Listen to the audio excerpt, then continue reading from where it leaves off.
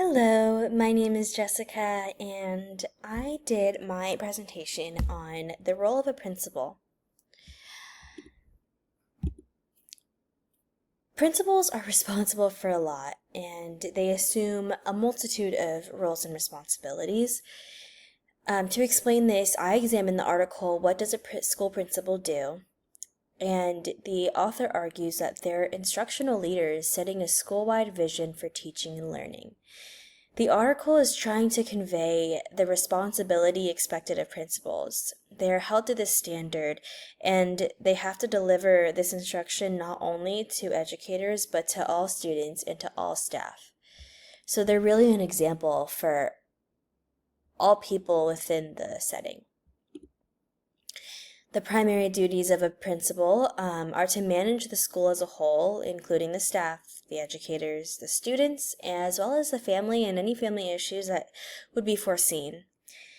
And elaborating on this, the author describes that principals, the author describes principals as essentially the mayors of a small city, from administrative tasks to setting the agenda for teaching and learning.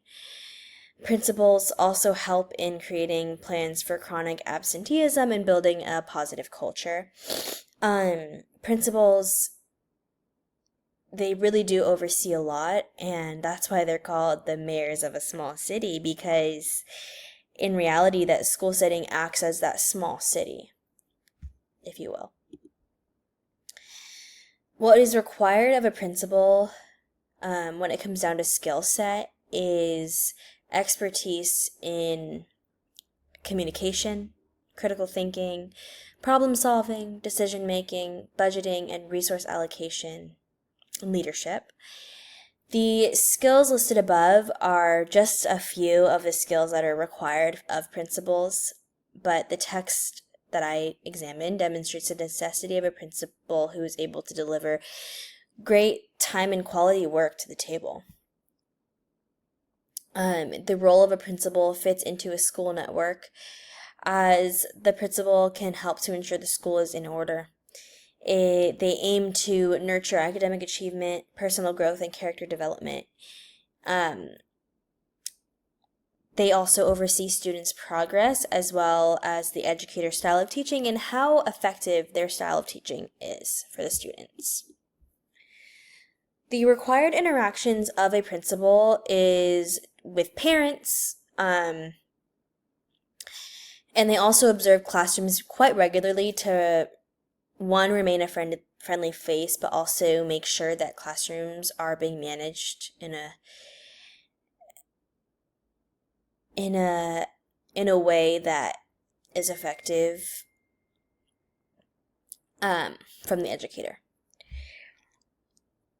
Direct contact isn't always expected from principals, but they do try to remain a friendly face around campus. The article that I examined, one of the articles, Grand Canyon University, insists that you'll use your skill set when serving as the public representation of your school in the community.